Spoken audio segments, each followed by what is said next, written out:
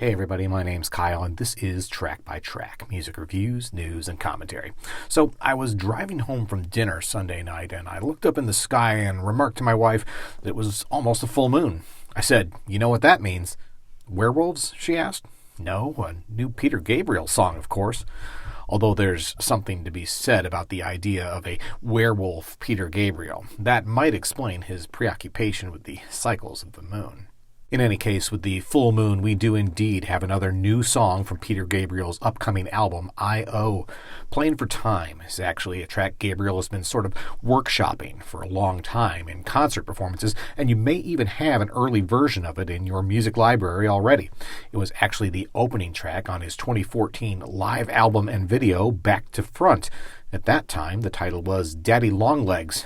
And while the lyrics were more gibberish than a cohesive idea, the melody we hear today remains largely intact. Playing for Time has come a long way since then, and what we've received ostensibly in its final form, short of the inevitable Bright Side mix, is certainly one of the most beautiful and heartfelt tracks in Gabriel's entire discography.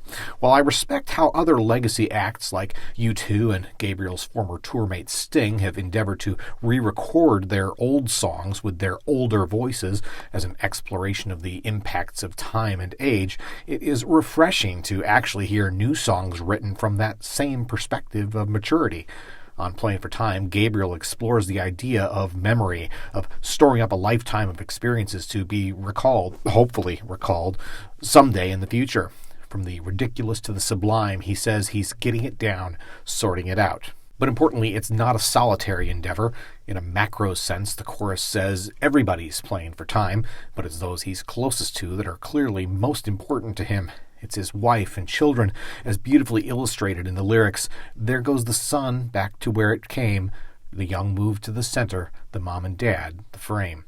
It's a sentiment that may resonate strongly with many listeners today, and others perhaps more so in the future. Musically, we already know this is familiar territory, and while the genesis of the track may have been some 10 years ago, stronger inspiration has been drawn from even longer ago than that.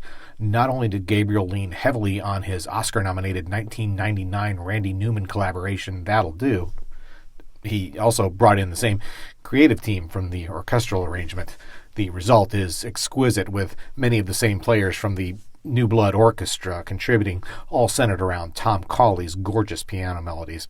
I expect many longtime fans will hear other influences in the song as well. The Washing of the Water is one that came to mind for me. In any case, Playing for Time is itself a timeless song. It doesn't have many of the more rock-oriented elements of the first two full moon tracks we've heard so far, and that certainly makes it a surprising choice for a single. But perhaps the traditional idea of singles is not how we should be interpreting these releases. Gabriel himself calls them previews of the new album. There's still no full album release date announcement, so for all we know, the entire reveal of the album may continue to follow the cycles of the moon. Thus, it follows our next taste will accompany the Pink Moon on April 6th.